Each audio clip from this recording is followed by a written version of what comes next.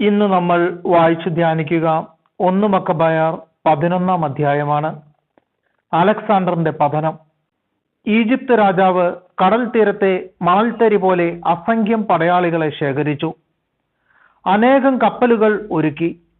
തന്ത്രപൂർവം അലക്സാണ്ടറിന്റെ സാമ്രാജ്യം തട്ടിയെടുത്ത് തന്റേതിനോട് ചേർക്കാൻ അവൻ ഉദ്യമിച്ചു. സമാധാന വചസ്സുകളുമായി അവൻ സിറിയയിലേക്ക് പുറപ്പെട്ടു. അലക്സാണ്ടർ രാജാവിന്റെ ആജ്ഞയനുസരിച്ച് ശോശരനെ സ്വീകരിക്കാൻ കവാടങ്ങൾ തുറന്ന് ജനങ്ങൾ നഗരങ്ങളിൽ നിന്ന് പുറത്തു വന്നു. എന്നാൽ താൻ പ്രവേശിച്ച ഓരോ നഗരത്തിലും ടോളമി ഓരോ കാവൽ സേനയെ നിർത്തി.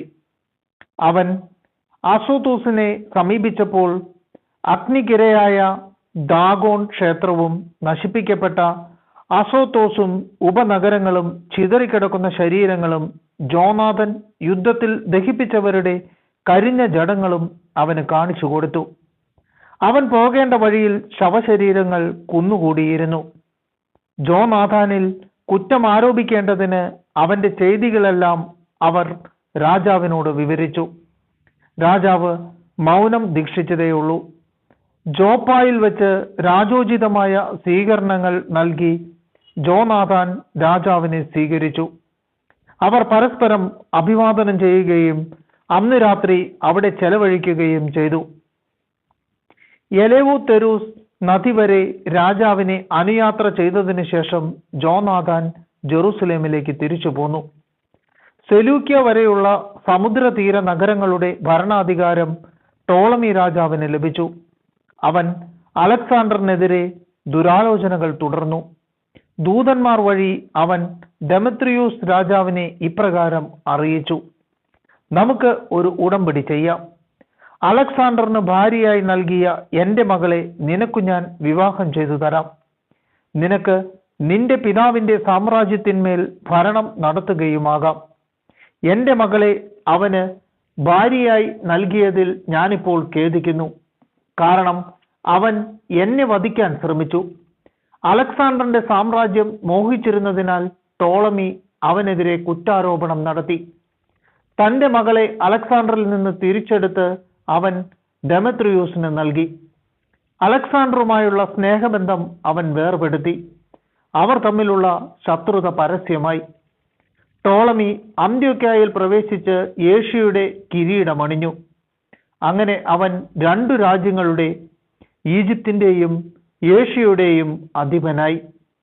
ആ സമയം കിലിക്കിയയിലുള്ള ജനങ്ങൾ ഒരു വിപ്ലവത്തിന് ഒരുമ്പെട്ടതിനാൽ അലക്സാണ്ടർ രാജാവ് അവിടെ വന്നിട്ടുണ്ടായിരുന്നു. വിവരങ്ങൾ അറിഞ്ഞ് അലക്സാണ്ടർ ടോളമിക്കെതിരെ പുറപ്പെട്ടു. ടോളമി അതിശക്തമായ ഒരു സൈന്യത്തോടെ വന്ന് അവനെ തോൽപ്പിച്ചോടിച്ചു. പലായനം ചെയ്ത അലക്സാണ്ടർ അറേബ്യയിൽ അഭയം പ്രാപിച്ചു. ടോളമി രാജാവ് അങ്ങനെ വിജയിയായി. അറേബ്യനായ സബ്ദിയേൽ അലക്സാണ്ടറിന്റെ ശിരസ് ഛേദിച്ച് ടോളമിക്ക് അയച്ചു കൊടുത്തു. എന്നാൽ 3 ദിവസങ്ങൾക്ക് ശേഷം ടോളമി രാജാവ് മരണമടഞ്ഞു.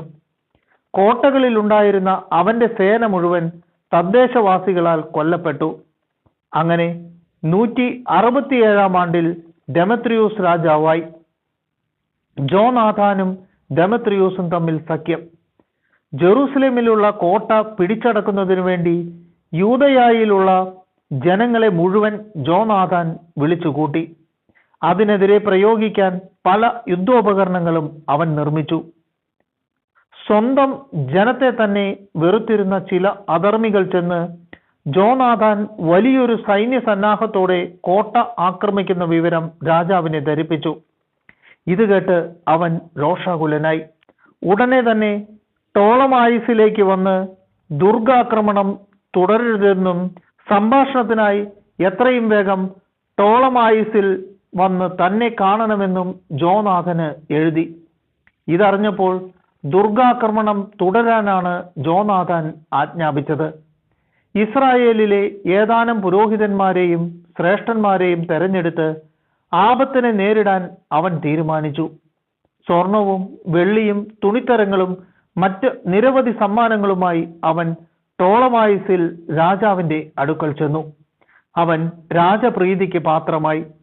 സ്വജനത്തിൽപ്പെട്ട ചില അധർമ്മികൾ അവനെതിരെ പരാതി പറഞ്ഞു.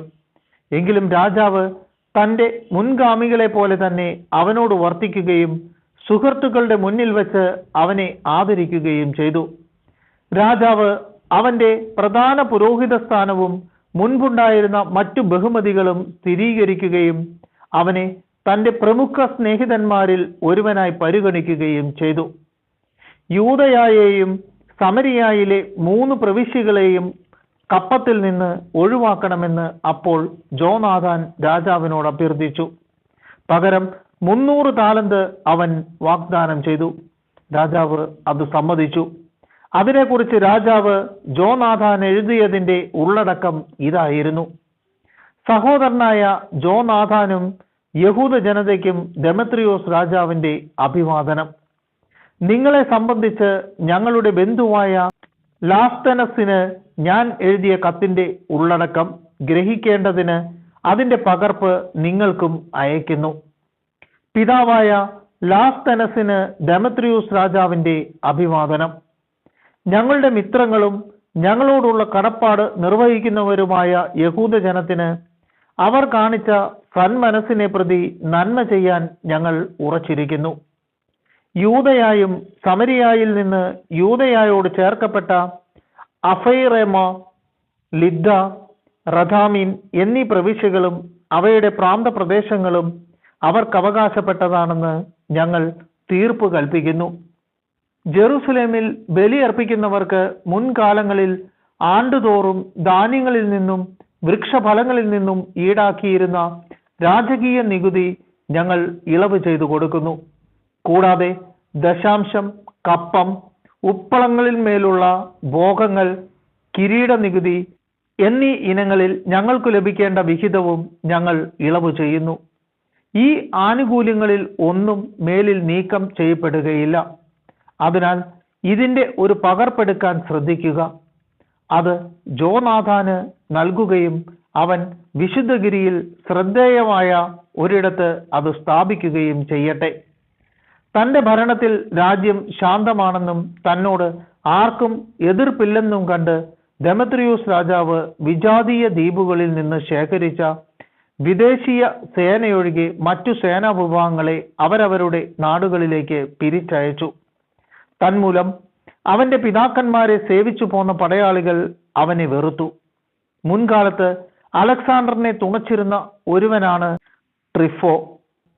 സൈന്യം മുഴുവൻ ദെമത്രിയോസിനെതിരെ പിറുപിറുക്കുന്നു എന്ന് കണ്ട് അവൻ അലക്സാണ്ടറിന്റെ കൊച്ചുമകൻ അന്തിയോക്കസിനെ വളർത്തിയിരുന്ന അറബിയായ ഇമാൽക്കൂവയുടെ അടുത്തു ചെന്നു. പിതാവിന്റെ സ്ഥാനത്ത് രാജാവാകേണ്ടതിന് അന്തിയോക്കസിനെ വിട്ടുതരണമെന്ന് ട്രിഫോ നിർബന്ധിച്ചു. ദെമത്രിയൂസിന്റെ ചെയ്തികളെക്കുറിച്ചും അവനെ സ്വന്തം സേനകൾ വെറുക്കുന്നതിനെക്കുറിച്ചും ഇമാൽക്കൂവയ്ക്ക് വിശദീകരിച്ചു കൊടുത്തു. കുറെ ദിവസം അവൻ അവിടെ താമസിക്കുകയും ചെയ്തു. ജെറുസലേം കോട്ടയിലും മറ്റ് ശക്തി ദുർഗങ്ങളിലും ഉള്ള സേനാനികളെ ഇസ്രായേലിനെതിരെ പടപൊരുതുക, കാരണം അവിടെ നിന്ന് ബഹിഷ്കരിക്കണമെന്ന് ആവശ്യപ്പെട്ടുകൊണ്ട് ജോനാഥാൻ ദെമത്രിയൂസ് രാജാവിന് അഭ്യർത്ഥന അയച്ചു. ദെമത്രിയൂസ് ജോനാഥാന് ഈ സന്ദേശം അയച്ചു: നിനക്കും ജനത്തിനും വേണ്ടി ഇത് ചെയ്യുക, മാത്രമല്ല സന്ദർഭമുണ്ടായാൽ വലിയ ബഹുമതികൾ നൽകുവാനും ഞാൻ തയ്യാറാണ്. സേനകൾ എന്നോട് വിധേയത്വം പുലർത്തായികയാൽ എന്നെ സഹായിക്കാൻ കുറെ പേരെ അയച്ചു തന്നാൽ കൊള്ളാം. അതനുസരിച്ച് 3000-ഓളം വീരയോദ്ധാക്കളെ ജോനാഥാൻ അന്ത്യോക്യയിലേക്ക് അയച്ചു. അവർ അടുക്കലെത്തിയപ്പോൾ അവരുടെ ആഗമനത്തിൽ രാജാവ് അത്യധികമായി സന്തോഷിച്ചു. രാജാവിനെ കൊല്ലുക എന്ന ലക്ഷ്യത്തോടെ 120,000-ഓളം വരുന്ന നഗരവാസികൾ നഗരത്തിൽ ഒന്നിച്ചുകൂടി.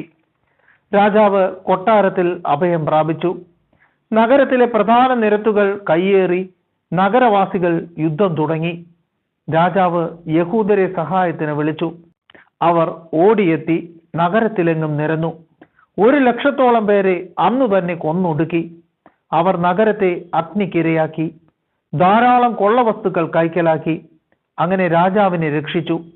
യഹൂദർ നഗരം കൈയടക്കുകയും യഥേഷ്ടം അതിന്മേൽ ആധിപത്യം പുലർത്തുകയും ചെയ്യുന്നത് കണ്ട് നഗരവാസികൾ അസ്തധൈര്യരായി.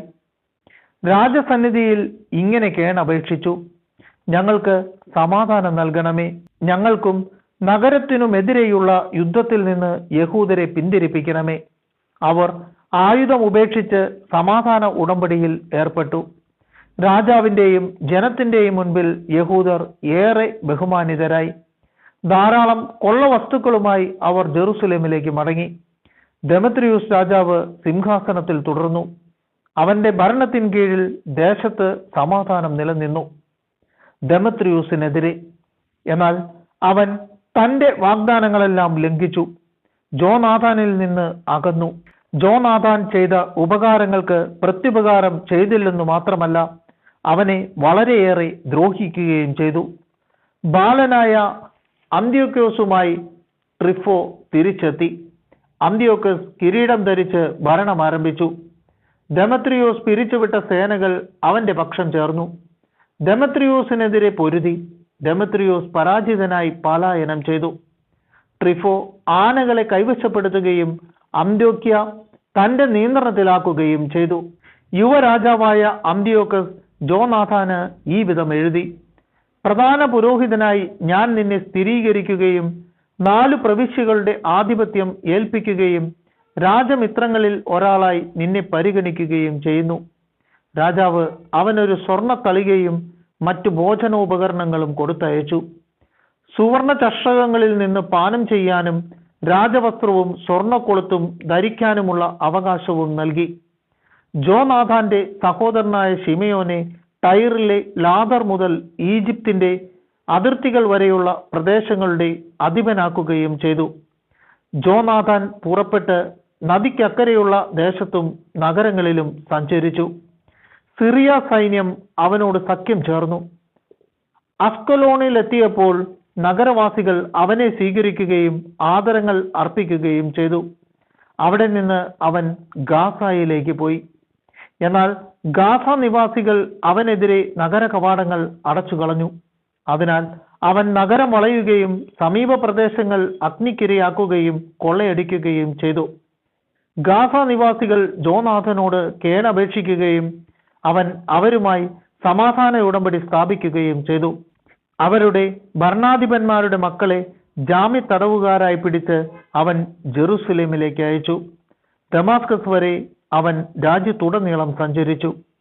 തന്നെ അധികാരത്തിൽ നിന്ന് തുരത്താൻ ഉദ്ദേശിച്ചുകൊണ്ട് വലിയൊരു സൈന്യവുമായി ദെമത്രിയോസിന്റെ സേനകൾ ഗലീലിയയിലെ കാദഷിൽ എത്തിയിട്ടുണ്ടെന്ന് ജോനാഥാൻ കേട്ടു. സഹോദരനായ ശിമയോനെ നാട്ടിൽ തന്നെ നിർത്തിയിട്ട് അവരെ നേരിടുന്നതിനായി അവൻ പുറപ്പെട്ടു. ശിമയോൻ ബേത്സൂറിന് മുൻപിൽ പാളയമടിക്കുകയും അനേക ദിവസം അതിനെതിരെ പടപൊരുതുകയും ഉപരോധം ഏർപ്പെടുത്തുകയും ചെയ്തു. അവർ അപ്പോൾ സമാധാന ഉടമ്പടികൾക്കായി അപേക്ഷിക്കുകയും അവൻ അതിന് സമ്മതിക്കുകയും ചെയ്തു. അവൻ അവിടെ നിന്ന് അവരെ പുറത്താക്കി. നഗരം കൈവശപ്പെടുത്തുകയും ഒരു കാവൽ സൈന്യത്തെ അവിടെ ഏർപ്പെടുത്തുകയും ചെയ്തു. ഗനസരത്ത് തടാകത്തിനരികെ ജോനാഥാനും സേനയും പാളയമടിച്ചു. അതിരാവിലെ തന്നെ അവർ ഹാസോർ സമതലത്തിലേക്ക് തിരിച്ചു. അവിടെ വെച്ച് വിദേശീയ സൈന്യം അവനുമായി ഏറ്റുമുട്ടി. അവനെതിരെ മലകളിൽ അവർ കെണിയൊരുക്കിയിരുന്നു. അവർ അവനെ മുഖത്തോട് മുഖം എതിർത്തു. അപ്പോൾ പതിയിരുന്നവർ ഒളിസ്ഥലങ്ങളിൽ നിന്ന് വന്ന് യുദ്ധത്തിൽ ചേർന്നു. ജോനാഥനോടൊപ്പം ഉണ്ടായിരുന്നവരെല്ലാം പലായനം ചെയ്തു. അബ്സലോമിന്റെ മകൻ മത്താത്തിയാസും കാൽഫിയുടെ മകൻ യൂദാസും ഒഴികെ ആരും അവശേഷിച്ചില്ല. ഇരുവരും സൈന്യാധിപന്മാരായിരുന്നു. ജോനാഥാൻ വസ്ത്രം കീറി തലയിൽ പൂഴി വിതറി പ്രാർത്ഥിച്ചു. അവൻ മടങ്ങിച്ചെന്ന് ശത്രുവിനോട് യുദ്ധം ചെയ്ത് അവരെ തുരത്തി. അവർ പലായനം ചെയ്തു.